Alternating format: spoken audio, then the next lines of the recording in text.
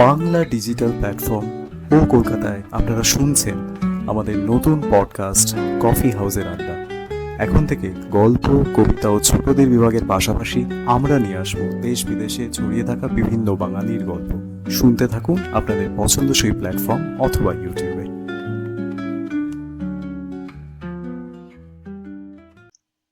নমস্কার বন্ধুরা, কফি হাউসের আড্ডা ভার্চুয়ালে আপনাদের সবাইকে স্বাগত জানাই। আপনাদের হোস্ট আমি অভিদীপ। আজকে একটা ছোট্ট বিরতির পর আবার আমরা কাজ শুরু করছি, পডকাস্টে আবার ফিরে আসছি। কফি হাউসের আড্ডার শুরুর সময় আমরা আপনাদের বলি যে আমরা এই পডকাস্ট শুরু করেছিলাম দেশ বিদেশে ছড়িয়ে থাকা বিভিন্ন বাঙালির গল্প আপনাদের সামনে তুলে ধরার জন্য। কলকাতা শহরে যারা আছেন তাদের সাথে আমরা যেমন সরাসরি লাইভ ইন্টারাকশন করি, সেরকমই এই ভার্চুয়াল সেগমেন্টটা আমরা শুরু করেছিলাম দেশের বাইরে থাকা মানুষদের সাথে ইন্টারাক্ট করার জন্য, যারা হয়তো স্টুডিওতে আসতে সমর্থ নন, কারণ তারা কলকাতা শহরের গণ্ডির বাইরে রয়েছে। সেরকমই ভার্চুয়ালের আরেকটা এপিসোডে আজকে আমি স্বাগত জানাচ্ছি আমার গেস্ট অভ্র পাল। অভ্রদা, ওয়েলকাম টু কফি হাউসের আড্ডা ভার্চুয়াল। থ্যাংক ইউ অভিদীপ, আর যারা দেখছেন আমাদের ইউটিউবে সবাইকে অনেক ধন্যবাদ জানাই। শুরু করার আগে ছোট্ট করে যেরকম গেস্ট ইন্ট্রো আমরা প্রত্যেকটা এপিসোডে করি, অভ্রদাকেই আপনারা চেনেন, যারা কলকাতা রেডিও চ্যানেলটা শুরু থেকে ফলো করছেন তারা সবাই জানেন অভ্রদা আমাদেরই টিমের ফাউন্ডিং মেম্বার। এখন এই মুহূর্তে অভ্রদা বসে আছে সে শুধু মেলবোর্নে, আমি কলকাতায়। একটা ভার্চুয়াল আড্ডার জন্য অভ্রদা আমার সাথে জয়েন করেছে। এর আগেও অভ্রদার সাথে আমরা একটা সেশন করেছিলাম। এবার আজকের এপিসোডটায় আমরা যে বিষয়গুলো নিয়ে কথা বলবো সেটা খুব সিরিয়াস একটা টপিক, সেটা হচ্ছে ওয়ার্কপ্লেস রিলেটেড স্ট্রেস।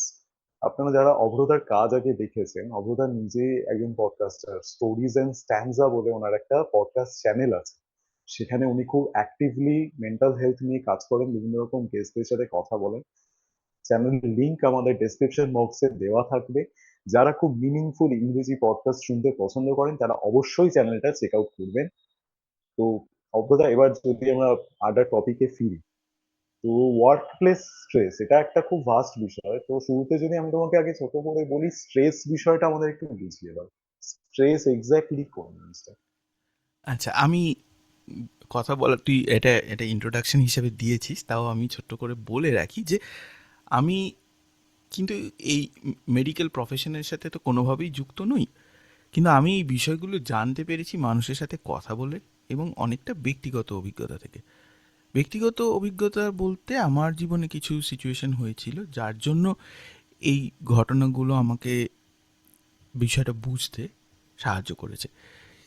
কিন্তু যখন কারোর সাহায্য দরকার, যা কেউ হয়তো কোনো কারণে স্ট্রেসড হয়েছেন বা তার জন্য কোনো আহ, তার অসুবিধা হচ্ছে, আমি কিন্তু প্রথমেই বলবো যে আপনারা প্রফেশনালদের হেল্প নেবেন। আমরা পডকাস্টের মাধ্যমে যেটা করতে পারি সেটা হচ্ছে মানুষের কাছে অনেক বেশি ইনফরমেশন পৌঁছে দিতে পারি, সেইটা হচ্ছে আমার লক্ষ্য। এবং আমি আমার যে পডকাস্টের কথা অভিদীপ বলল, সেখানে আমি দেশ বিদেশের মানুষের সাথে কথা বলেছি, অনেক ডাক্তার, সাইকোলজিস্ট, অনেক life coach, social worker, mental health advocate, এরকম অনেক মানুষের সাথে কথা বলেছিস। আমি আজকে যতটুকু শেয়ার করব এটা পুরোটাই আমার অভিজ্ঞতা লব্ধ জ্ঞান। আমি কিন্তু এই বিষয়ের সাথে পেশাগতভাবে যুক্ত নই, এবং এখানে আমরা যে কথাগুলো বলছি এটা কমপ্লিটলি শুধুমাত্র মেন্টাল হেলথ অ্যাওয়ারনেস প্রসঙ্গে। আমরা কিন্তু কোনো রকম থেরাপি অফার করছি না, কোনো রকম কাউন্সেলিং অফার করছি না। আমরা চেষ্টা করছি যাতে আমরা যেন সমস্যাটাকে একটু সহজভাবে বুঝি এবং সেখান থেকে নিজেদের ভালোভাবে যত্ন নিতে পারি। এটা আমি একটা ছোট্ট করে দর্শকদের জন্য, শ্রোতাদের জন্য আমার বলে রাখা। এবার আমরা যে মূল বিষয়টার মধ্যে আসি, সেটা হচ্ছে যে ওয়ার্ক প্লেস স্ট্রেস। এবং ওয়ার্ক প্লেস স্ট্রেস ব্যাপারটা আমরা আরেকটু ভেতরে গিয়ে আমরা জিনিসটাকে বোঝার চেষ্টা করব। আর আরেকটা ব্যাপার একটু ক্ষমা চেয়ে নিচ্ছি যদি আমি কথাবার্তার মধ্যে কিছু কিছু টার্ম যেটা আমি ইংরেজিতে ব্যবহার করে ফেলি, সব কটা টার্মের হয়তো বাংলা প্রতিশব্দ তখনই হয়তো মাথায় আসছে না, ঠিক আছে? সেটা ইচ্ছা করে করছি এরকম নয়, বা আমি বাংলার সাথে ইংরাজি মিশিয়ে দেওয়ার পক্ষপাতী একেবারেই নই। তো প্রথমেই আমি আসছি যে স্ট্রেস বিষয়টা কী। ঠিক আছে, স্ট্রেস বিষয়টার মধ্যে বুঝতে গেলে আমি আর অভিদীপ একটা এপিসোড করেছিলাম, সেখানে আমরা এই বিষয়টা নিয়ে কিছুটা স্টার্টিংয়ে একটা কিছুটা কথা বলেছিলাম। সেটা হচ্ছে যে ইমোশনাল ইন্টেলিজেন্স, ঠিক আছে? এবং আমি সবাইকে অনুরোধ করব যে তারা যদি কেউ চান বিষয়টা নিয়ে একবার পুরনো এপিসোডটা আপনারা দেখতে পারেন। তো আমি এইখানে স্ট্রেস ব্যাপারটা বুঝতে গিয়ে আমাকে আহ, কতগুলো আর কি রেফারেন্স নিয়ে আসতেই হবে, ঠিক আছে? এবং এই রেফারেন্সটা আমাদের একটা হিস্টোরিক্যাল বা কালচারাল রেফারেন্সও আছে, এবং এর সাথে একটা মেডিকেল সায়েন্সের রেফারেন্সও রয়েছে, ঠিক আছে? তো বিষয়টা এরকম যে আমাদের যে নার্ভাস সিস্টেম, এর দুটো পার্ট আছে, একটা সিম্প্যাথেটিক, একটা প্যারাসিম্প্যাথেটিক। প্যারাসিম্প্যাথেটিক কোন বিষয়গুলো? যে বিষয়গুলো আমরা সবসময় নিজের অজান্তেই করে চলেছি, যেমন নিঃশ্বাস নেওয়া বা হাঁটা চলা করা বা কোনো রকম মুভমেন্ট করা, বা বডির মধ্যে যে যে ধরনের কাজগুলো নিজের নিয়মে হচ্ছে, তা সব কিছু এই প্যারাসিম্প্যাথেটিক নার্ভাস সিস্টেমের মাধ্যমে কন্ট্রোল হচ্ছে। এবং আরেকটা নার্ভাস সিস্টেম হচ্ছে যে সিম্প্যাথেটিক নার্ভাস সিস্টেম। সেটা কিভাবে কন্ট্রোল করে, যে যখন আমার মনে হয় যে আমার কোনো সমস্যা হতে চলেছে বা আমার বডিতে কোনো রকম থ্রেট আমি ডিটেক্ট করছি, ঠিক আছে, তখন সে কি করে, আমাদের শরীরে যা যা রিসোর্সগুলো আছে, ঠিক আছে, সেই রিসোর্সগুলোর কন্ট্রোল নেওয়ার চেষ্টা করে। কিভাবে করে না, তারা কিছু হরমোন রিলিজ করে, ঠিক আছে? সেটা অ্যাড্রিনালিন, কর্টিসল, এরকম আরও বিভিন্ন রকম আরও কিছু কিছু হরমোন আছে। তো এই হরমোনগুলো রিলিজ করে ও কি করে, যে বডির অন্যান্য অংশ থেকে বলে যে আচ্ছা তোমার এই রিসোর্সগুলো দরকার নেই, এগুলোর কন্ট্রোল আমি নিচ্ছি, কারণ আমি একটা থ্রেট একটা ডিটেক্ট করেছি, সেই থ্রেটটাকে আমি আগে হ্যান্ডেল করব, এবং সেই জন্য সেই দিকে আমরা রিসোর্সটা নিয়ে যাব, ঠিক আছে? এই জায়গাটা যে শুরু হচ্ছে, যে একটা নার্ভাস সিস্টেম থেকে আরেকটা নার্ভাস সিস্টেমে চলে যাচ্ছি আমরা কোনো রকম বিপদ সংকেত পেয়ে, সেই জায়গাটাই হচ্ছে স্ট্রেস। অর্থাৎ আমার শরীরে যে রিসোর্সটা ছিল সেটা অন্যদিকে চলে গেল। এবং এটা কেন আমি একটা এখানে বললাম যে এটা হিস্টোরিক্যাল বা একটা কালচারাল রেফারেন্স আছে, ঠিক আছে, সেটা খুব ইন্টারেস্টিং। এবং এটা আমি কোথায় পড়েছিলাম তা সেটা তো আমি এখন মনে করতে পারছি না। তো জিনিসটা রেফারেন্স দিলে ভালোভাবে বোঝা যাবে যে মানুষ যখন গুহাবাসী ছিল, তখন হয়তো বাইরে কিছু একটা শব্দ শোনা গেল, সেটা মনে হচ্ছে যে শুকনো পাতা হাওয়ায় উড়ে যাচ্ছে, ঠিক আছে? কিন্তু তখন এটাও হতে পারে যে বাইরে কোনো সাপদ এসেছে, হয়তো বাইরে একটা সিংহ এসেছে, বাইরে হয়তো কোনো রকম সমস্যা আছে।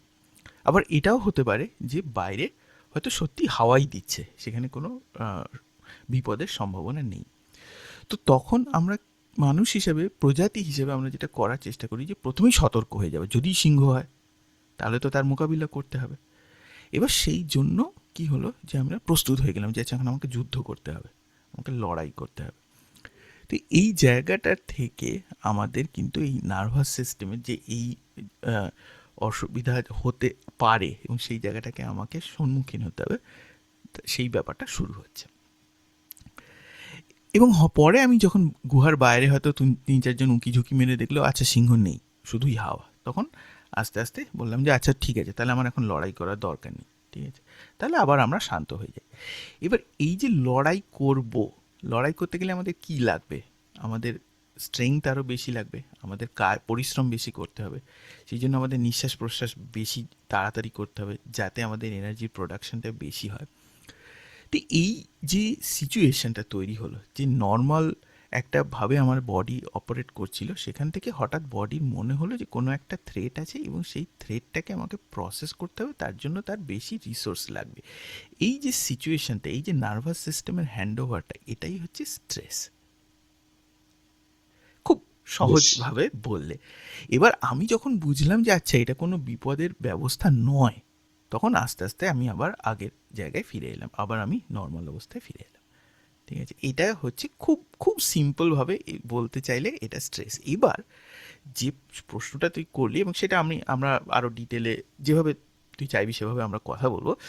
তো কেন এটা আজকের দিনে এইভাবে আমাদের অসুবিধার সৃষ্টি করছে, সেই দিকগুলো আমরা আস্তে আস্তে দেখব। কিন্তু এখনো অবধি যেটা বললাম সেটা সম্পর্কে যদি কোনো প্রশ্ন থাকে, সেটা আমরা আগে সেটা দেখতে পারি। আজকের দিনে দাঁড়িয়ে যেখানে মোটামুটি ধরো আমাদের আগের জেনারেশন, আমাদের কাকা জ্যাঠারা বা বাবারা যে পেশায় কাজ করেছে, ধরো 10টা 5টা সরকারি চাকরি, সেটা তো এখন মিথ হয়ে গেছে, রাইট? আমরা মোটামুটি এমন একটা জেনারেশনের বড় হয়েছি বা আমরা সেই রকম কাজই করছি, মোটামুটি দিনে 10 ঘন্টা 11 ঘন্টা কাজ এখন নর্মালাইজ। তো ওয়ার্ক লোড যেটা সেটা প্রচন্ড রকম বেশি। এরকম একটা তুমি নিজেও প্রায় 20 বছরের ওপরে হয়ে গেল একটা প্রফেশনে রয়েছে, ওয়ার্ক লোড ব্যাপারটা তো মারাত্মক, আমরা সেইভাবেই চলছি, বড় হচ্ছি। তো ওয়ার্ক প্লেস স্ট্রেস জিনিসটা যদি আমি বলি, সেটা এখন মানে কতটা মারাত্মক লেভেলে চলে গেছে বলে তোমার মনে হয়? এটা খুবই মারাত্মক লেভেলে চলে গেছে। এবং বেশিরভাগ মানুষকে যদি আমরা যদি একটা সার্ভের মতো করি, ঠিক আছে, এবং আমি এটা সার্ভের মতো আমি বন্ধু বান্ধবদের মাঝে মধ্যে জিজ্ঞাসা করি যে আচ্ছা স্ট্রেস যে হচ্ছে, স্ট্রেসটাকে কম করার জন্য তুমি কি করছো? তো কেউ সেটাতে কোনো না কোনো রকম সে কেউ হয়তো স্মোক করছে, কেউ হয়তো ড্রিঙ্ক করছে, কেউ হয়তো ঘুমোচ্ছে, কেউ হয়তো বিঞ্জ ওয়াচ করছে। এখানে যেটা বুঝতে হবে যে এই যে অল্টারনেট আমরা যেটা ভাবছি যে আমার একটা দিকে একটা স্ট্রেস বাকেট আছে, সেই স্ট্রেস বাকেটটাকে নিউট্রালাইজ করার জন্য আমরা যে জিনিসগুলো করছি সেটা কি অ্যাকচুয়ালি বডিকে হেল্প করছে স্ট্রেসটা কমানোর জন্য কি করছে না, এই অ্যাওয়ারনেসটা কি আমাদের আছে? এই জায়গায় গিয়ে গোলমালটা হয়ে যাচ্ছে। অর্থাৎ আমরা হয়তো স্ট্রেসটাকে একটা শর্ট টার্মের জন্য আমরা জিনিসটাকে সিচুয়েশনটাকে হয়তো ডিফিউজ করে দিচ্ছি, কিন্তু এই যে নিজের ভালো থাকার যে বিষয়টা, ঠিক আছে, এই যে স্ট্রেস ব্যাপারটা এটা এরকম নয় যে আজকে আমার একটা অসুখ হয়েছে, আমি একটা ওষুধ খেলাম আর আমি সেরে উঠলাম। বিষয়টা এরকম যে জিমে যাওয়ার মতো, আমি যদি জিমে যেতে চাই তাহলে আমার কি একদিন যে জিম গেলে আমার কাজ হয়ে যাবে? তা নয়, সেটা আমাদের মেনটেন করতে হবে। তাহলে আমাদের এই যে ভালো থাকার বিষয়টা, স্ট্রেস থেকে ভালো থাকার বিষয়টা, এটাও আমাদের রোজ বা প্রতিনিয়ত একটা কোনো না কোনো হেলদি রুটিনের মধ্যে আমাদের নিয়ে আসতে হবে, ঠিক আছে? এবং এটা যখন বললাম এই রিভার্সটাও কিন্তু ট্রু, মানে কেউ হয়তো রোজ জিম যাচ্ছে, হয়তো তার বডি সাংঘাতিক, তার মানে যে তার স্ট্রেস নেই এরকম নয়। আমি বলছি যে স্ট্রেস বিষয়টাকে বুঝে তার যত্ন যদি আমরা না নিই তাহলে কী হবে, স্ট্রেসটা বিল্ড আপ করতেই থাকবে। এবং বিল্ড আপ করার মানে আমি যেটা বলছি সেটা হচ্ছে যে আমাদের যখন এরকম কোনো সিচুয়েশান হচ্ছে, এটা আমাদের বডিতে বারবার যখন স্ট্রেস ওভারটেক করে নিচ্ছে, যে একটা সিম্প্যাথেটিক নার্ভাস সিস্টেমটা যখন ওভারটেক করে নিচ্ছে, এটা কিন্তু আমাদের বডির মাসেল মেমোরিতে থাকে কোনো না কোনোভাবে। অর্থাৎ আমি যদি বারবার স্ট্রেসের মধ্যে দিয়ে যাই, সেটা আমার শরীরের পক্ষে কোনোভাবেই ভালো নয়। এবং সেইটাকে আমি অন্য কোনো মাধ্যমে গিয়ে, মানে আমি যেটা অ্যাভয়েড করতে চাইছি যে কথাগুলো, সেটা হচ্ছে যে ড্রিঙ্কিং, স্মোকিং বা ওই জাতীয় পার্টিং এই জাতীয় জিনিসের মাধ্যমে যদি প্যাসিফাই না করি, ঠিক আছে, তাহলে আমার মনে হচ্ছে যে স্ট্রেসটা থেকেই যাচ্ছে। কিন্তু এইটা সঠিক সমাধান নয়। সঠিক সমাধানটা হচ্ছে নিজের যত্ন নেওয়া, এবং এমনভাবে যত্ন নেওয়া যাতে বডিতে সেই যে এই রিসোর্সের যে ইউটিলাইজেশন যেটা আমি বলছি সেটা যেন সঠিকভাবে থাকে। আমি কি প্রশ্নটা উত্তর ঠিক দিতে পারলাম? মানে তোমার কথার যে টেনে আমি একটু বলি, সেটা হচ্ছে ধরো 2016 বা 2017 সালের একটা ঘটনা বলছি। আমি সেই সময় একটা প্রজেক্টে কাজ করছিলাম, সেখানে কাজের মানে অমানসিক চাপ ছিল। আমরা শনি রবি অফিস গেছি, দিনে 11 ঘন্টা 12 ঘন্টা করে অফিসে থেকেছি। সেই সময়টা যেটা হয়েছিল আমার যেটা মনে আছে, তখন খালি উইকেন্ড হলেই আমার মনে হতো কখন গিয়ে একটুখানি এ করবো, জলপথে গমন করব বা এই ধরনের। আমার তখন স্ট্রেস রিলিজটা এই ইয়ের দিকে চলে গেছিল এবং আমার কিছুটা মানে পানা শক্তি বেড়ে গেছিল, এটা অস্বীকার করতে গিয়ে না, আমি কোনো রকম ভাবে প্রমোট করছি না বা কোনো কিছু। কিন্তু হ্যাঁ, ওইভাবে আমি স্ট্রেসটাকে ইয়ে করতাম, আউটকাম করতাম। তো সেটা তোমার বললে দেখে এখন আমি জিনিসটা রিকল করতে পারলাম। তবে তুমি এটা বলছো যে টেনে বলছো যে মানে স্ট্রেস রিলিজ করা, সেই ব্যাপারটা আমরা আসবো। তার আগে যদি একটু জিজ্ঞেস করি, সেটা হচ্ছে মানে কাজের ক্ষেত্রে স্ট্রেসের মানে ট্রিগার কোনগুলো? আমরা তো মানে ওয়ার্কলোড তো থাকি আমাদের প্রফেশনে, বা এখন প্রায় সব প্রফেশনে কাজের টাইমলি ডেলিভারিটাও একটা খুব সিরিয়াস ব্যাপার। যে খুব কম সময়ের মধ্যে হয়তো একটা কি বলবো বেশ বড় অ্যামাউন্টের কাজ আর কি ডেলিভার করতে হবে, সেই জিনিসগুলো আমাদের একটা স্ট্রেস থাকে। এআই চলে আসার পর থেকে এখন মানে চাকরির নিরাপত্তার ব্যাপারটাও খানিকটা কমে গেছে। তো এই ধরনের জিনিসগুলোই কি মানে এই ওয়ার্কলোড স্ট্রেস যেটাকে বলছি আমরা, সেটাকে ট্রিগার করছে আরো বেশি করে? অবশ্যই তাই। এবং এখানে এই যে তুই ট্রিগার শব্দটা বললি, মানে এই অংশটাকে ব্রেক ডাউন করতে গেলেই আমাদের হয়তো একটা আলাদা ডিসকাশন লেগে যাবে, ঠিক আছে? ট্রিগার ব্যাপারটা কি, ঠিক আছে? তো এর একটা আমি ছোট্ট আমি একটা এরও একটা গল্পের মাধ্যমে আমি একটা উত্তরটা দেওয়ার চেষ্টা করছি। যে ধরা যাক একটা বন্দুক আছে, ঠিক আছে? সেই বন্দুকের মধ্যে বুলেট আছে। তখন আমি ট্রিগারটা টিপলাম, তাহলে কী হবে? গুলি চলবে। যদি ব্ল্যাঙ্ক কার্ট্রিজ থাকে, ঠিক আছে, তখন যদি কেউ গুলিটা চালায় তাহলে কিছুই হবে না, ঠিক? তো এই যে ট্রিগার, বেসিক্যালি ট্রিগার জিনিসটা বলা হচ্ছে, তার মানে এটা এমন একটা জিনিসকে উস্কে দিচ্ছে যেটা আমাদের নিজেদের মধ্যেই আছে। অর্থাৎ বারুদটা আমাদের নিজেদের মধ্যেই আছে, বারুদটা কিন্তু বাইরে কারোর কাছে নেই। অর্থাৎ আমি যখন বলছি যে এই যে এই কাজের জগতে কোনো একটা সমস্যা হচ্ছে, ঠিক আছে, তখন আমরা সেখানটায় স্ট্রেসড হয়ে যাচ্ছি, ঠিক আছে, বা এটা আমাকে কোনো একটা সমস্যা ট্রিগার করছে। এই ট্রিগারটা, এটা কিন্তু আমাদের মধ্যে রয়েছে। অর্থাৎ এই সমস্যাটা, এর যে মূল বা এই যে রুট যে অংশটা, যেটা আমাদের এই স্ট্রেসটা ট্রিগার করছে, সেই অংশটা আমাদের নিজেদের মধ্যেই আছে।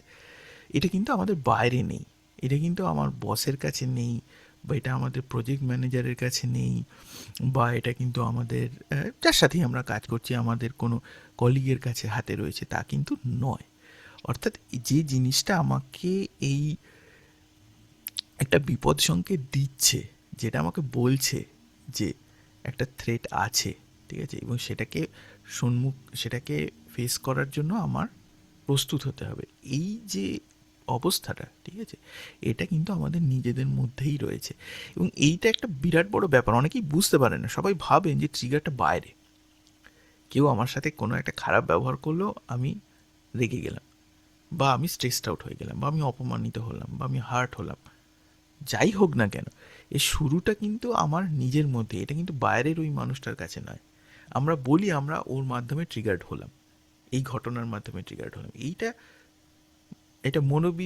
বিদ্যার দিক থেকে বুঝতে হবে যে এই সমস্যাটা, এটা কিন্তু আমাদের নিজেদের মধ্যে রয়েছে, মানে এর মূল উৎসটা, সেই উৎসটাকে আমাকে বুঝে তার একটা সমাধান দিতে হবে। এবং এই যে সমাধানের কথাটা আমি বলছি, বা এই যে নিজের যত্ন নেওয়ার কথাটা যে বলছি, দুটো অ্যাসপেক্ট আছে। একটা হচ্ছে যে মানসিক দিক থেকে তার একটা যত্ন নেওয়া, এবং নিজের শারীরবৃত্তীয় দিক থেকে, যে বডি কন্ডিশনের দিক থেকে তার যত্ন নেওয়া। দুটো দিক থেকেই যত্ন নিতে হবে, মনেরও যত্ন নিতে হবে, শরীরেরও যত্ন নিতে হবে।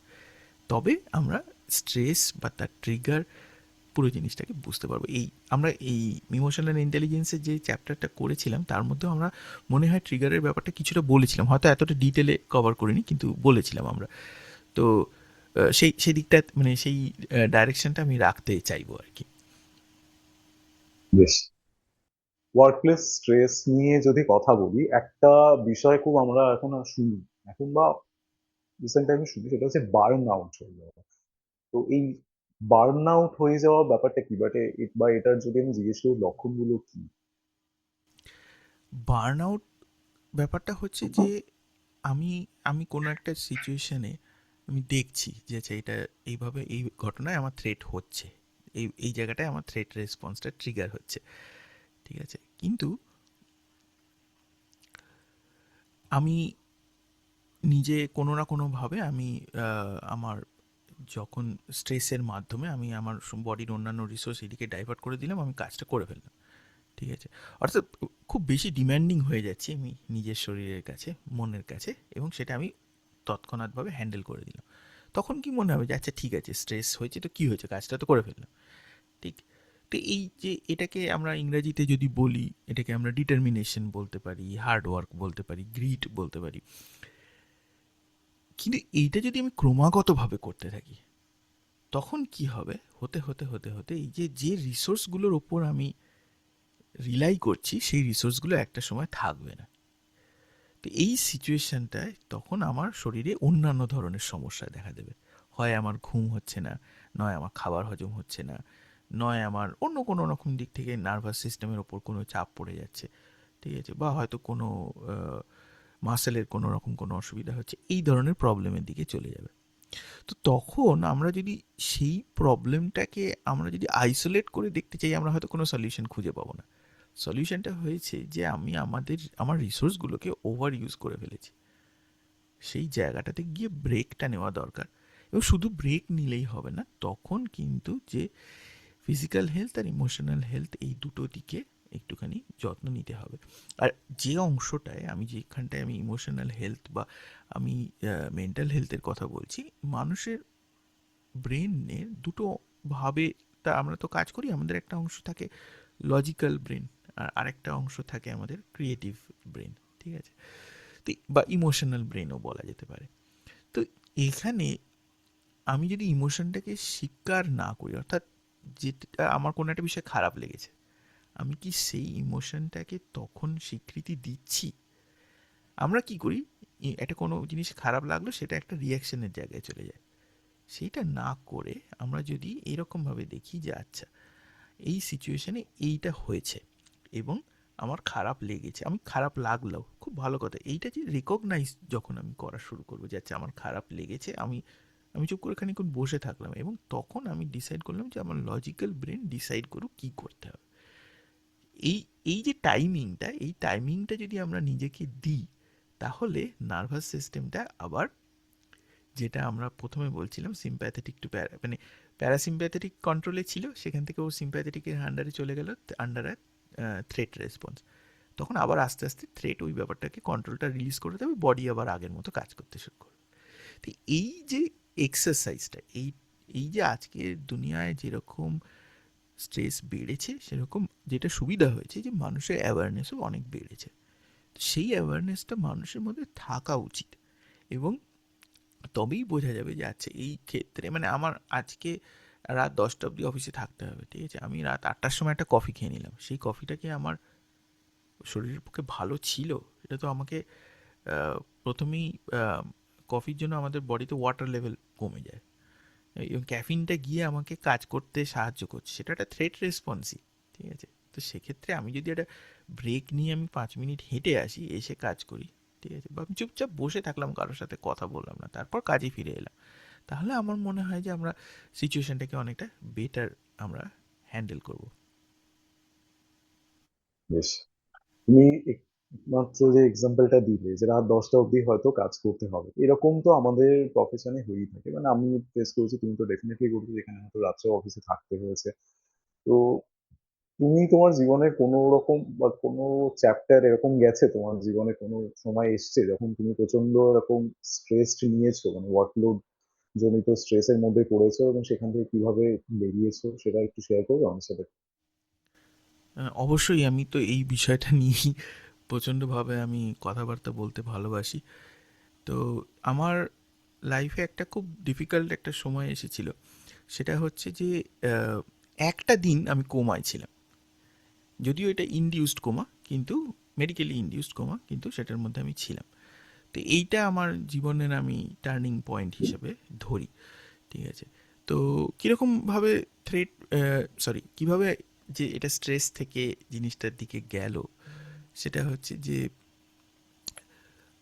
আপাত দৃষ্টিতে এই যে আমরা বার্ন আউটের কথা বলছিলাম, আমার ক্ষেত্রে বিষয়টা কীরকমভাবে হয়েছিল সেটা বলি। সেটা হচ্ছে যে আহ, একদিন আমরা কোথাও একটা ক্রিসমাসের ছুটি ইত্যাদি কিছু একটা চলছিল, তখন আমরা কোথাও একটা বেরোই এবং এক জায়গায় এক ধরনের মিষ্টি দইয়ের মতো একটা খাবার পাওয়া যাচ্ছিল, সেটা নিয়ে আসি এবং সেটা খেয়ে আমি খুব অসুস্থ হয়ে পড়ি। মানে প্রচণ্ড পেটে যন্ত্রণা হয়, সেখান থেকে ডাক্তারের কাছে 2-3 বার যাই, সেটা কিছুতেই কমে না এবং একসময় আমি শয্যাশায়ী হয়ে যাই, তো আমাকে হসপিটালাইজ করতে হয়। তো ওরা বলে যে তোমাকে একটা পেটে একটা ইনফেকশন হচ্ছে এবং সেটা আমাকে সার্জিক্যালি রিমুভ করতে হবে, তোমার এটা কোনো রকম ওষুধে কাজ করছে না। তো এটা আমার 2023-22 বা 2023-এর কথা বলছি।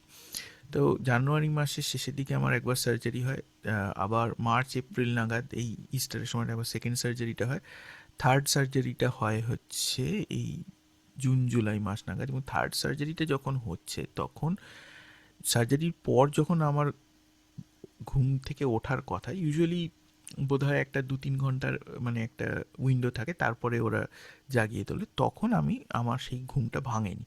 তখন ওরা আমাকে কোমাতে রেখেছিল একটা দিন, অবজারভেশন ইত্যাদিতে রেখে তারপর আস্তে আস্তে আমি সেখান থেকে ফেরত আসি। তো এইটা হচ্ছে আমার বার্ন আউটের একটা কিন্তু সিমটম, যে তখন আমি ভাবছিলাম যে আমার হয়তো কোনো একটা ফুড অ্যালার্জি হয়েছে বা কিছু হয়েছে, কিন্তু আমার তো কোনো আগে কখনো ফুড অ্যালার্জি ছিল না। তো তাহলে এটা কি করে হলো? এবং তখন আমি এখন এখন যখন আমি পুরোনো দিনগুলোতে ফিরে দেখি যে তখন আমি অনেক কিছু করার চেষ্টা করছি, রাতে ঠিক করে ঘুমোচ্ছি না, রাতে ঠিক করে খাবার হজম করতে পারছি না, মাঝরাতে ঘুম ভেঙে যাচ্ছে। এরকম অনেক দিনই গেছে এবং হতে, হতে যখন এই যে সার্জারির ব্যাপারটা হয়েছে তখন আমি অলরেডি বার্ন আউট ফেজে চলে গেছি।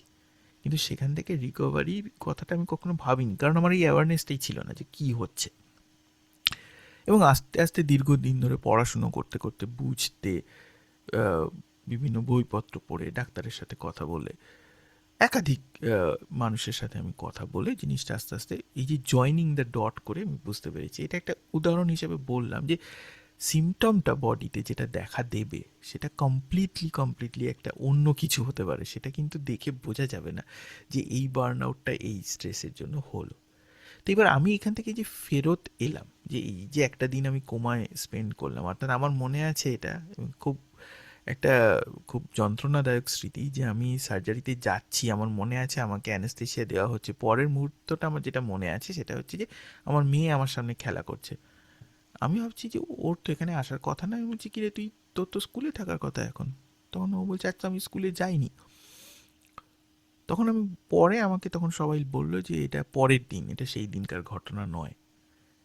ঠিক আছে? তো এই যে শখটা যে আমি একটা এর মধ্যে ছিলাম, তো এইটা আমার একটা টার্নিং পয়েন্ট। এবং এরপর থেকে আমি যেটা করার চেষ্টা করি সেটা হচ্ছে যে নিজের ডায়েট ব্যাপারটা বোঝার চেষ্টা করি, নিজের লাইফস্টাইলটা চেঞ্জ করার ব্যবস্থা করি এবং নিজের মেন্টাল হেলথের জায়গায় নিজের যে ইমোশনাল হেলথ জিনিসটা এটা বোঝার চেষ্টা করি।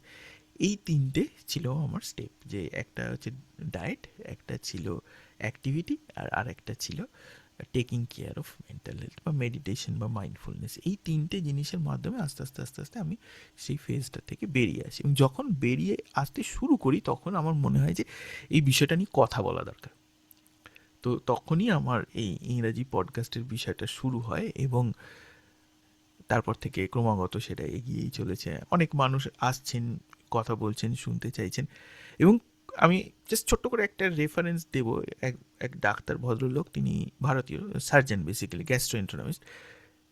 তিনি একটা সার্জারি করছিলেন। সেই সার্জারির পরে কিছুদিন পরে পেশেন্টের কিছুটা কমপ্লিকেশন হয়, পেশেন্ট মারা যায়। এবং তিনি একটা সিভিয়ার একটা ক্রাইসিসের মধ্যে চলে গিয়েছিলেন। এবং তখন যখন উনি সেখান থেকে ফেরত এলেন, এসে তারপর আমার পডকাস্টে উনি এসেছিলেন, একটা আমরা খুব সুন্দর আলোচনা করেছিলাম। তো উনি যেটা বললেন যে দেখো, অনেক ডাক্তারও স্ট্রেস ব্যাপারটা বোঝেন না, কিন্তু তারা নিজেরা বার্ন আউট হয়ে যান। তারা অনেক কিছু করে চলেছেন, নিজেকে ক্রমাগতভাবে ব্যবহার করে চলেছেন, কিন্তু তারাও বার্ন আউট ব্যাপারটা বোঝেন না। আমরা এই প্রফেশনের লোক, কিন্তু তাও আমরা জিনিসটা বুঝি না। সেই জন্য আমি বিষয়টা নিয়ে কথা বলার চেষ্টা করি। আমার ক্ষেত্রেও ব্যাপারটা সেরকম, যে আজ থেকে ৩-৪ বছর আগে যদি আমাকে কেউ জিজ্ঞেস করতো যে মাইন্ডফুলনেস হওয়ার ব্যাপারটা কিভাবে আমরা স্টার্ট করতে পারি, কিভাবে আমরা মেডিটেট করতে পারি, তখন আমি বলতাম যে মেডিটেশন করার সময় কোথায়। ঠিক আছে? আজকে আমাকে যদি কেউ সেই প্রশ্নটা করে, তার জন্য কিন্তু আমার উত্তরটা একটু অন্যরকম হবে। তো এই নিজেকে বোঝার যে পদ্ধতিটা, এটা আমার এই স্ট্রেস ম্যানেজমেন্ট এবং সেখান থেকে রিকভারির মধ্যে একটা যাত্রাপথ। মানে তুমি যেটা বলছো, এই স্ট্রেস ম্যানেজমেন্ট একটা মোটামুটি জার্নি তোমার কাছে।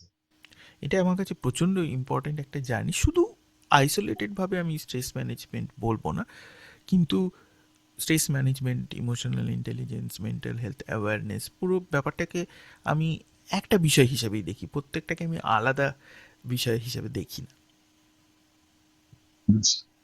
ওয়ার্ক লাইফ ব্যালেন্স যদি আমি জিজ্ঞেস করি তোমাকে, আজকের দিনে দাঁড়িয়ে ওয়ার্ক লাইফ ব্যালেন্স কি একটা মিথ হয়ে গেছে, বা আদৌ মেনটেন করা সম্ভব?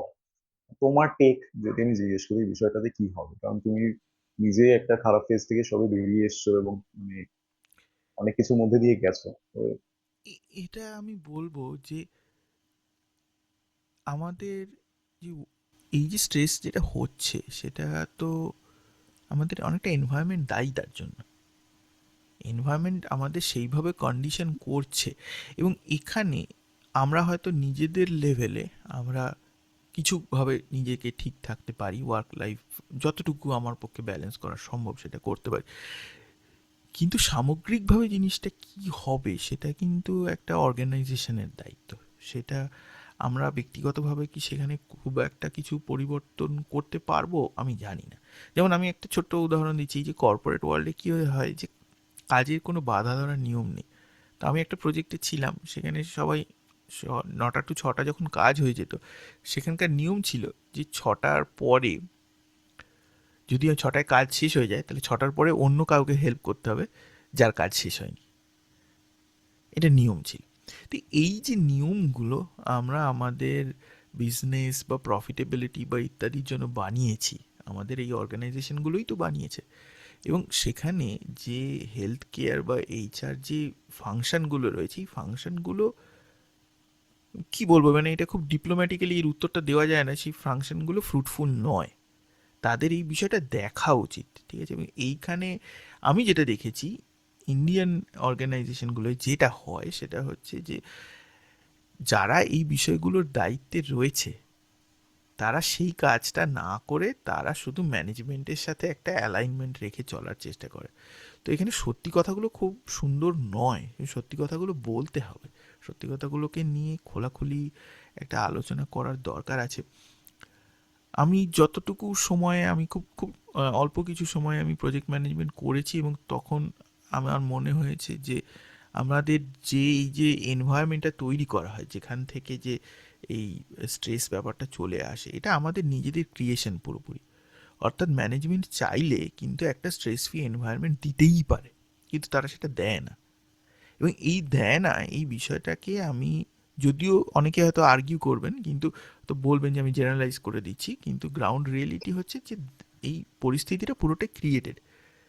এবং এই ওয়ার্ক লাইফ ব্যালেন্সের জায়গাটা এটা একটা কালচারাল ইস্যু, যেটা আজকে আমরা দেখছি যে নারায়ণ মূর্তি এসে বলছে 60-70 ঘন্টা কাজ করতে হবে। আমি বলতে বলবো কেন? 60-70 ঘন্টা যদি কাজ করতে হয় তাহলে এটা চরম ইনএফিসিয়েন্সি, কিছু একটা ভুল হচ্ছে সেখানে। তো এই যে পদ্ধতিটা বলা হচ্ছে উপরের দিক থেকে, সেটা বলা হচ্ছে মানেই সেটা ঠিক এমন কিন্তু নয়। এবং এইখানে একটা অর্গানাইজেশন কালচারের দিক থেকে বিরাট বড় পরিবর্তনের প্রয়োজন আছে। এবং সেটা তখনই সম্ভব হবে যখন আমরা ওপেনলি বিষয়টা নিয়ে কথা বলবো। অর্থাৎ একটা স্ট্রেসফুল সিচুয়েশন হলো, আমি আমার বসকে সঙ্গ দিতে তার সাথে গিয়ে একটা সিগারেট খেয়ে নিলাম, গিয়ে বললাম উফ খুব স্ট্রেস হচ্ছে, এইভাবে ব্যাপারটা সমাধান হবে না। তখন তাকে বলতে হবে যে তুমি যেটা করছো বস এটা ভুল হচ্ছে। এবার সেই জায়গাটা আমাদের নেই, কারণ আমরা আমার বসকে মানে সমালোচনা করতে পারবো না। ঠিক, তো এই যে ওয়ার্ক লাইফ ব্যালেন্স এটা কিন্তু একটা কালচারাল ইস্যু। এটা যে শুধু আমি বা তুই তোর লেভেলে বা আমি আমার লেভেলে সলভ করতে পারবো এরকম নয়। এবং তখনই এটার পিছনে আরও মানুষ এগিয়ে আসবেন যখন কিনা তারা বুঝতে পারবেন যে সমস্যাটা কোথায়, যখন এটা নিয়ে খোলাখুলি কথা বলা হবে। এই সাবজেক্টটাকে নিয়ে কথা বলা হবে না। আমি একটা মানে আমি আবার বলবো যে আমি যতটুকু সময় প্রজেক্ট ম্যানেজমেন্ট করেছি তখন আমার কখনোই মনে হয়নি যে আমি একটা একটা প্ল্যাটফর্মে বসে আছি, সবাই আমার প্রজা, তারা আমার কথা শুনে চলবে। আমি তাদের সাথে একই লেভেলে গিয়ে তাদের সমস্যাটা বুঝে তাদের কাজটা ঠিক করে করতে পারবো, ঠিক আছে?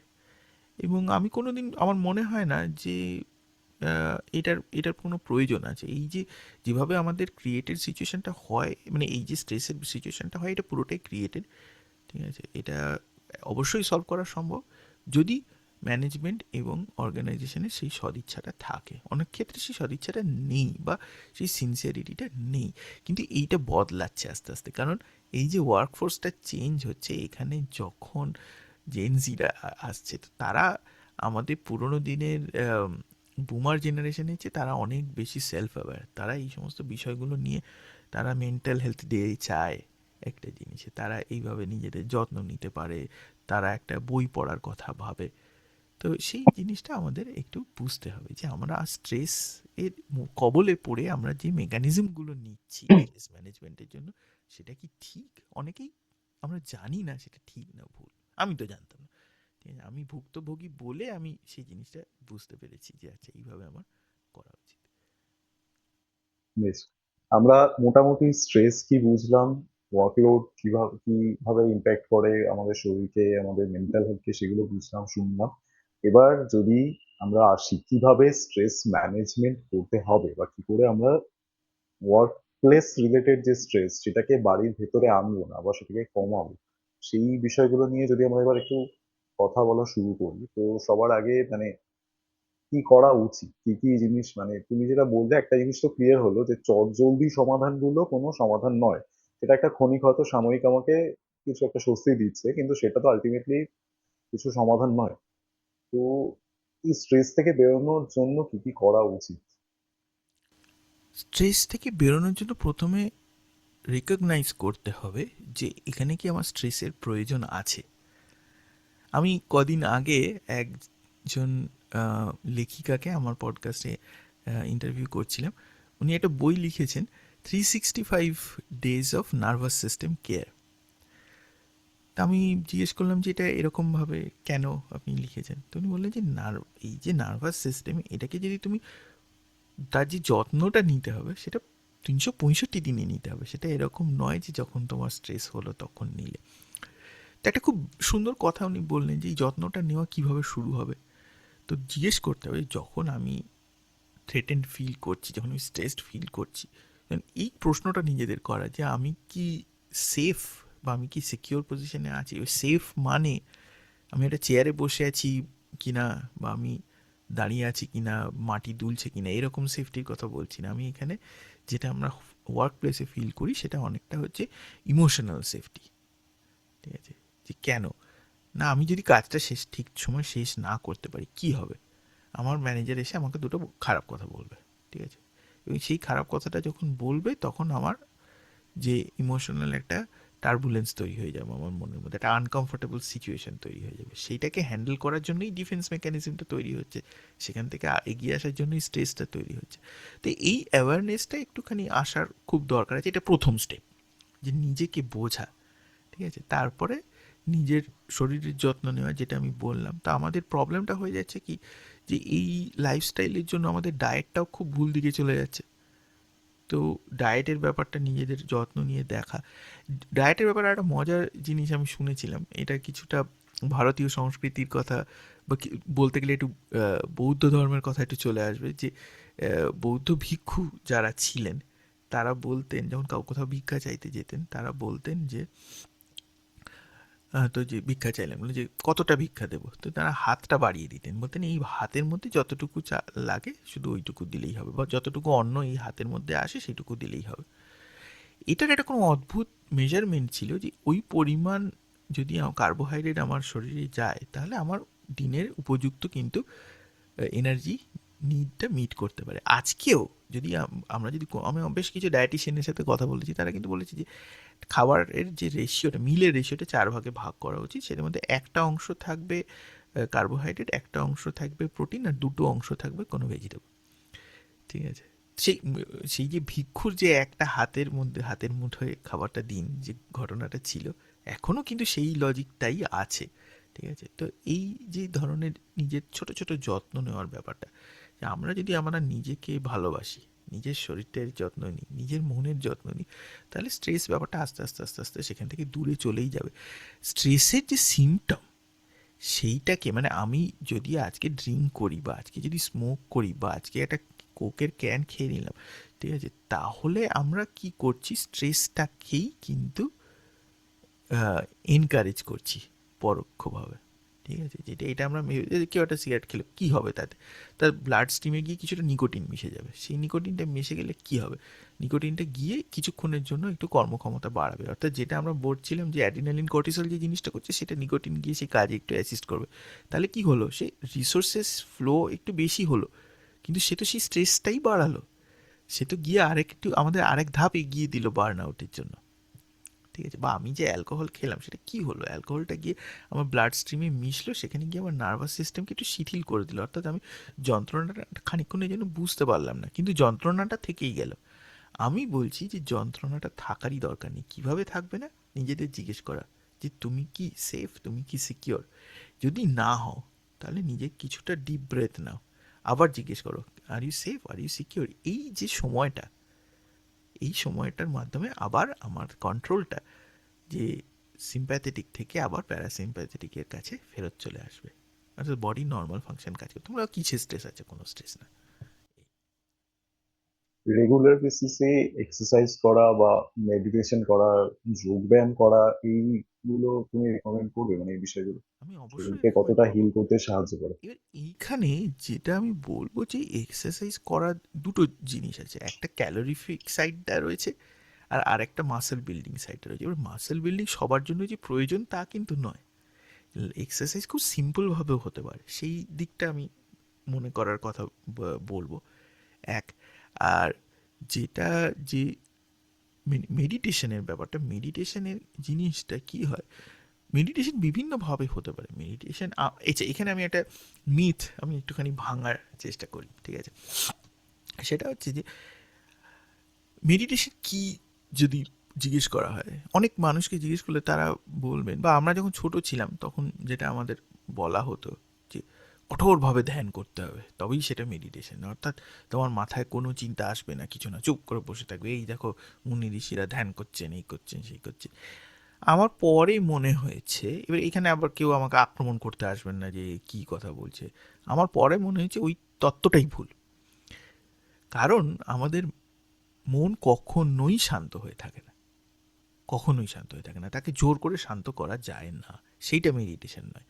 মেডিটেশনটা এরকম, সেটা হচ্ছে এইভাবে ভাবতে হবে যে আমি একটা ঘরের মধ্যে বসে রয়েছি, সেই ঘরের দুটো দরজা আছে, একটা দরজা দিয়ে হাওয়া আসছে আর একটা দরজা দিয়ে হাওয়া বেরিয়ে যাচ্ছে। আমি যদি বাইরে একটা দরজা, হাওয়া আসার দরজাটা বন্ধ করে দিই তাহলেও ঘরের শ্বাসরুদ্ধ ব্যাপার থাকবে, যদি ঘরের বেরিয়ে যাওয়ার দরজাটা বন্ধ করে দিই তাহলে ও শ্বাসরুদ্ধ একটা ব্যাপার লাগতে পারে। এই পুরো জিনিসটাই হচ্ছে মেডিটেশনের একটা রূপক, অর্থাৎ আমাদের মনের মধ্যে একটা দরজা দিয়ে চিন্তাগুলো আসছে আর একটা দরজা দিয়ে চিন্তাগুলো বেরিয়ে যাচ্ছে, দুটো দরজাই খোলা রাখতে হবে। এটাই হচ্ছে মেডিটেশন। এবং সেটা যদি 1 মিনিটের জন্যও করা যায়, সেটা যদি 30 সেকেন্ডসের জন্য করা যায়, তাহলেও তার ফল আছে। কারণ কি, এই 30 সেকেন্ডসের মধ্যে ওই নার্ভাস সিস্টেমের সুইচটা আবার কন্ট্রোল হয়ে যাবে। অর্থাৎ আমার মনে একটা খারাপ চিন্তা এলো, আমি দেখলাম যে আচ্ছা এই জিনিসটা এটা তো ঠিক লাগছে না, চিন্তাটাকে আমি রেকগনাইজ করলাম কিন্তু চিন্তাটাকে ধরে রাখলাম না, তাকে আবার ছেড়ে দিলাম। এইটা হচ্ছে মেডিটেশন। অর্থাৎ একটা চিন্তা এলো, সেটাকে স্বীকৃতি দেওয়া এবং সেটাকে আবার চলে যেতে দেওয়া। এবং যেটা এই নিউরোলজিতে এই নিয়ে বিভিন্ন ধরনের স্টাডি হয়েছে, এবং একটা খুব সুন্দর, আমি আর একটা এক্সাম্পল দিচ্ছি, আমি জানি না এটা কতজন জানেন কি জানেন না, ঠিক আছে? এবার রেফারেন্সটা আমার এই মুহূর্তে মনে নেই আমি এটা কোথায় পড়েছি। সেটা হচ্ছে যে এই যে থটস বা এই যে ইমোশন, এই যে ডিউরেশনটা, এর ম্যাক্সিমাম উইন্ডোটা হচ্ছে 90 সেকেন্ডস। অর্থাৎ আমি যে একটা জিনিস ফিল করছি এটার ডিউরেশনটা হচ্ছে 90 সেকেন্ড। তো আমি যদি 90 সেকেন্ডসের বেশি মেডিটেট করতে পারি, আমি কিন্তু চিন্তাটাকে ডাইভার্ট করে দিতে পারবো। এবং এই যে আজকের দিনে যত সোশ্যাল মিডিয়া অ্যালগোরিদম বানানো হয়েছে, এটা কিন্তু ওই 90 সেকেন্ড রুলটাকে খুব ক্যাচ করেছে। অর্থাৎ এই যে আমরা রিল কালচারের মধ্যে যে ঢুকে যাচ্ছি, এটা কিন্তু এই 90 সেকেন্ডসটা ধরা হয়েছে, কারণ এই 90 সেকেন্ডসটার মধ্যে ও কোনো না কোনো ইমোশন বা কোনো না কোনো থিঙ্কিং ইনভোক করার চেষ্টা করেছে। এই যে সোশ্যাল মিডিয়া প্ল্যাটফর্মের পিছনে গভীর সাইকোলজিক্যাল রিসার্চ আছে, এবং ওই রিসার্চটা থেকে এইটা হয়েছে আমি বলতে চাচ্ছি না, কিন্তু ওই রিসার্চটা অন্য কারণে হয়েছিল এবং সোশ্যাল মিডিয়া প্ল্যাটফর্মগুলো সেটাকে ইউটিলাইজও করছে। ঠিক আছে, আমি বলছি যে এইটা আমরা যদি জানি, তাহলে আমরা 1.5 মিনিট নিজেকে মেডিটেট করতে পারবো না যখন আমি স্ট্রেসড ফিল করছি? তো এই যে মাইক্রো মেডিটেশন, এইটা দিয়ে শুরু। তারপর যখন মেডিটেশন করতে করতে যখন ভালো লাগবে, সে তখন করতে করতে আমি 15 মিনিট করলাম, মানে 1.5 মিনিট থেকে বাড়িয়ে 5 মিনিট করলাম, 5 মিনিট থেকে 10 মিনিট করলাম। যত আমি নিজেকে যখনই সেই সময়টা দিতে থাকবো, তখন কিন্তু আমার নিজের শরীর নিজেকে থ্যাংক ইউ বলবে যে আচ্ছা বাহ, এটা তো ভালো করলে। তখন আমার মনে হবে যে বাইরে থেকে একটা কোনো কিছু দিয়ে ওভার কম্পেনসেট করার কোনো দরকার নেই।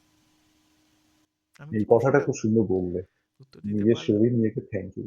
হ্যাঁ, ডেফিনেটলি পারলে, অবভিয়াসলি খুব সুন্দর করে এক্সপ্লেন করলে বিষয়টা। বাট একটু সিরিয়াস দিকেই যাই, সেটা হচ্ছে অ্যাওয়ারনেস হলো, সেখান থেকে কি করে রিকভার করা যায় সেটা আমরা জানলাম, শিখলাম। তো এর বাইরে গিয়েও যদি কিছু আরো খারাপ সিচুয়েশন আসে, মানে কখন আমরা রিয়েলাইজ করবো বা কোন সময়টা গেলে ব্যাপারটা প্রফেশনাল হেল্প নেওয়া উচিত? না, এইখানে না আমি একটা জিনিস বলবো যে আমরা যে আজকের দিনে এই যে থেরাপির ব্যাপারটা বলি, ঠিক আছে, থেরাপিটা অনেক সময় একটা ফ্যাশন স্টেটমেন্টের মতো হয়ে গেছে। ওহ আমি আজকে থেরাপি করে এলাম, ঠিক আছে? তো প্রফেশনাল হেল্প অবশ্যই যখনই আমার প্রয়োজন তখনই আমি নিতে পারি, এইটা একটু বুঝতে হবে যে আমি এক্স্যাক্টলি কি চাইছি থেরাপি থেকে। এবং থেরাপিতে যখন আমরা যাই তখন আমরা আরেকটা জিনিস আমরা একটু বুঝতে হবে যে যার কাছে যাচ্ছি তিনি কি এই ব্যাপারটায় স্পেশালিস্ট। অর্থাৎ হয়তো একজন গ্রিফ কাউন্সিলার, আমি তার কাছে চলে গেলাম স্ট্রেস, ক্রনিক স্ট্রেসের একটা ব্যাপার নিয়ে, তাহলে তিনি কি গাইড করতে পারবেন? হয়তো পারবেন না। তো যিনি যে বিষয়টার উপরে কাজ করেন সেখানে গিয়ে যদি আমরা হেল্প নিই তাহলে আমার মনে হয় তার একটা সুফলের অবশ্যই জায়গা রয়েছে। আবারও বলবো যে এই যে বার্ন আউটের যে কথাগুলো আমরা বলছিলাম, অর্থাৎ আমার হঠাৎ পায়ে ব্যথা হচ্ছে, আমার পায়ের ডাক্তার দেখানোর বা আমার মাসেলের জন্য ডাক্তারের দেখানোর দরকার নেই। যে আমি যদি আইডেন্টিফাই করতে পারি যে আমার এই এক জায়গায় বসে আছি বলে আমার পায়ে ব্যথা হচ্ছে, তাহলে আমি কি করব যে আমি কিছু চেয়ার যোগা টাইপের করলাম, বা আমি মাঝে মাঝে একটু অল্প করে হেঁটে নিলাম, মাঝে মাঝে আমি 1 ঘন্টায় আমি একটা 1.5 মিনিটের আমি নিজেকে ব্রেক দিলাম। ঠিক আছে, আমার মনে হয় না আমরা এমন কোনো কাজ করি যেখানে আমরা এই 1.5 মিনিটটা নিজেকে দিতে পারবো না। তো প্রফেশনাল হেল্প অবশ্যই দরকার। আর আরেকটা জিনিস আমরা জাস্ট বললে মানে রেফার করছি, সেটা হচ্ছে যে এদিকে একটা পিটিএসডি একটা কথা আমরা খুব বলি, তাই না, যে পোস্ট ট্রমাটিক স্ট্রেস ডিসঅর্ডার। তো অনেক সময় কি হয় যে ক্রনিক স্ট্রেস, এই মানে কারো যদি কোনো ট্রমা থেকে থাকে, ঠিক আছে, বা এবার আরেকটা জিনিস হচ্ছে কি যে মানুষের যে ট্রমা থাকতেই হবে তার কোনো মানে নেই। মানুষের ছোট ছোট রিপ্রেসড যে মেমোরিগুলো থাকে সেটাও কোনো কারণে খুবই অস্বস্তিকর হয়ে উঠতে পারে। তো এই জিনিসগুলোকে, এই যে রুটগুলো নিজেদের মধ্যে রয়েছে, এইটাকে যদি একটু যত্ন নিয়ে এটাকে যদি সলভ করে ফেলা যায়, এটাকে যদি ডিসলভ করে ফেলা যায়, ঠিক আছে, তাহলে আমরা অনেকটা বেশি ভালো থাকতে পারবো। আমাকে একজন একটা খুব সুন্দর একটা উপমা দিয়েছিলেন, যে মনে করো তোমার খারাপ লাগলো, তখন তুমি বলে খারাপ লাগলো, খুব রেগে গেলাম, বা খুব বিরক্ত হলাম, বা খুব দুঃখিত হলাম, এই যে সিমটমটা, এইটার জন্য কি হয় যে বডির মধ্যে মনে করো কিছু বরফ তৈরি হয়ে গেল, ঠিক আছে, তো অর্থাৎ সেই জায়গাটা কালশিটে পড়ে গেল নিজের ভেতরে, বাইরে কেউ দেখতে পাচ্ছি না, ভিতরে কালশিটে পড়ে গেল। সেই যে জায়গাটা, এইগুলোকে মেল্ট করে দেওয়া সম্ভব, অর্থাৎ নিজের ভেতরে যে ইনার উন্ডগুলো রয়েছে এটাকে মেল্ট করা সম্ভব। এবং তার জন্য অবশ্যই প্রফেশনাল হেল্প নেওয়ার প্রয়োজন আছে। প্রফেশনাল হেল্প নেওয়ার আগে যেটা আমাদের আমরা অনেক সময় বুঝতে পারি না যে আমরা এই থেরাপিস্টের কাছে আমি কী চাই। একটা গোল থাকার খুব দরকার, যে আমি কাজে ফোকাস করতে পারছি না, এটুকু গোল হতে পারে, বা আমি ঠিক করে ঘুমোতে পারছি না, এটা গোল হতে পারে, ঠিক আছে, বা আমি মানুষের সাথে বিরক্ত হয়ে যাচ্ছি কথা বলতে গিয়ে, এটা গোল হতে পারে, ঠিক আছে। বেশ, মোটামুটি আমরা অনেক কিছুই কভার করলাম আজকের আড্ডায় তোমার সাথে। আমরা একদম শেষ পর্যায়ে এসে পৌঁছেছি। আজকে শেষ করার আগে তোমার কাছে আমার শেষ প্রশ্ন, লাস্ট রিকোয়েস্ট যদি বলতে পারো, সেটা হচ্ছে ছোট্ট কয়েকটা টিপস, স্ট্রেস হ্যান্ডেল করার জন্য কিছু টিপস দিয়ে আজকে আমরা wrap up করি। একটা খুব এটা নিয়ে আমরা পরে আমরা একটু বিস্তারিত আলোচনা করতে পারি, ঠিক আছে, সেটা হচ্ছে যে আমি একটু নিশ্চয়ই। জার্নালিং এর কথাটা বলে যাই, ঠিক আছে। তো একেবারে। জার্নালিং এর কথাটা একটুখানি বলে যাই, সেটা হচ্ছে যে আমরা এটা নিয়ে, আমি অভিদীপকে বলেছি, এটা আমার খুব খুব প্রিয় একটা বিষয়, ঠিক আছে, সেটা হচ্ছে খুব সিম্পল একটা উদাহরণ দিচ্ছি, ঠিক আছে, যে একবার এক শুক্রবার আমাকে আমার বস একটা কথা বলেন এবং আমার খুব খারাপ লাগে। এবার আমি চাইছি যে এই খারাপ লাগাটাকে আমি নিজের মধ্যে আহ, ধরে রাখবো না, কিন্তু আমার খারাপ লেগেছে এবং খারাপ লাগা ব্যাপারটা যাচ্ছে না কিছুতেই। আমি বুঝতে পারছি না যে আমার কেন খারাপ লেগেছে, ঠিক আছে, তো আমি নোটবুকে লিখে রাখলাম যে আমার খারাপ লেগেছে, আমার বস আমাকে এই কথাটা বলেছে, আমি বুঝতে পারছি না আমার কেন খারাপ লেগেছে, ঠিক আছে। এবং এর উত্তরটা আমার কাছে এলো কয়েকদিন বাদে, তখন আমি বুঝতে পারলাম যে আচ্ছা, এই জন্য আমার খারাপ লেগেছিল, এবং সেটা আমার সেই ফিলিংটা আমার চলে গেল, তার সংক্রান্ত যে স্ট্রেসটা হচ্ছিল সেটা চলে গেল। তো জার্নালিংটা এমন একটা টুল, ঠিক আছে, সেটাকে আমরা মেন্টাল হেলথ অ্যাসপেক্টে প্রচণ্ড ইউজফুলভাবে ব্যবহার করতে পারি। কতজন এই টেকনিকটা আমরা জানি আমি শিওর নই, ঠিক আছে। এখানে আমাদের একটু কার্লিয়াংয়ের কিছু ফিলোসফি আছে, সেটা শ্যাডো ওয়ার্ক বলা হয়, যে আমরা ছোটোর থেকে যখন বড় হচ্ছি আমরা বিভিন্ন রকম শ্যাডো তৈরি করি, এবং এই শ্যাডোগুলোকে কিন্তু রিজলভ করা সম্ভব। তো জার্নালিং একটা প্রচণ্ড ভালো টুল আমি বলবো, যেটা কিন্তু স্ট্রেস ম্যানেজমেন্টের ক্ষেত্রে খুব কাজে লাগতে পারে, ঠিক আছে। এই যে আমরা থেরাপিস্টের কাছে যাই, যখন আমরা থেরাপিস্টের কাছে কোনো প্রবলেম নিয়ে কথা বলি, এটা কিন্তু এসেনশিয়ালি একটু তলিয়ে দেখলে বোঝা যাবে যে এটা অ্যাকচুয়ালি জার্নালিংই। অর্থাৎ কোনো জিনিস, কোনো থিঙ্কিং প্যাটার্ন আমার মধ্যে আছে যেটা আমি নিজের কাছে স্বীকার করছি না, থেরাপিস্ট সেটা আমার মধ্যে দিয়ে বার করিয়ে নিচ্ছে। যখন আমি বার করে দিচ্ছি সেই বিষয়টা, তখন সেটা সলভ করা অনেক ইজি হয়ে যাচ্ছে। এবার সেটা আমি থেরাপিস্টের কাছে না গিয়ে জার্নালেও করতে পারি, ওই জার্নালের মধ্যে যদি এটা কনসিয়াসলি করি। তো এটা আমি একটা ছোট্ট টিপ আমি দর্শকদের জন্য রাখলাম, এটা একটা টিজারও হয়ে রইলো, যাতে এই জিনিসটা নিয়ে আমরা কিন্তু পরবর্তীকালে আবার কথা বলতে পারি। নিশ্চয়ই। থ্যাংক ইউ অভ্রদা, খুব সুন্দর একটা আড্ডা হলো, প্রচুর কিছু জানলাম, শিখলাম। ডেফিনেটলি আমার তো খুব ভালো লাগলো, খুব এনগেজিং একটা আড্ডা হলো। তুমি যেগুলো বললে আমি সেগুলো ডেফিনেটলি নিজেও চেষ্টা করব ইমপ্লিমেন্ট করার। আপনার মানে কাজের স্ট্রেস তো সবারই থাকে কম বেশি। এই পডকাস্ট শুরু করার পেছনে আমার একটা মেইন উদ্দেশ্য ছিল যে এমন মানুষদের সাথে কথা বলে, যাদের সাথে কথা বলে আমি নিজেও অনেকটা সমৃদ্ধ হব, অনেক কিছু শিখবো, জানবো। ডেফিনেটলি আজকে খুব ভালো লাগলো তোমার সাথে কথা বলে। তুমি এটা বলে দিলে সেটা আমি আরেকবার সবাইকেই জানিয়ে রাখি যে জার্নালিং নিয়ে আমরা একটা বিস্তারিত এপিসোড অগ্রদার সাথেই আবার করব। এই কফি হাউসের আড্ডা ভার্চুয়ালি আপনারা আমাদের আবার দেখবেন। আজকের মতো আমরা আমাদের এই এপিসোডটা এখানে শেষ করছি। যাওয়ার আগে যেটা প্রত্যেকবার বলি সেটা আবার বলে যাই, প্লিজ আমাদের কাজ যদি ভালো লাগে আমাদের চ্যানেলটা লাইক করুন, সাবস্ক্রাইব করুন, ভিডিও লিংক সবার সাথে শেয়ার করুন। কিছু রিচ বাড়লে, কিছু এনগেজমেন্ট বাড়লে আমরা আরো ভালো কাজ করার উৎসাহ পাই, আমাদের ছোট্ট চ্যানেলটা আরেকটু ভালো জায়গায় পৌঁছাবে। আজকের মতো এই পর্যন্তই, আবার দেখা হবে পরের এপিসোডে। টাটা। সবাইকে অনেক ধন্যবাদ।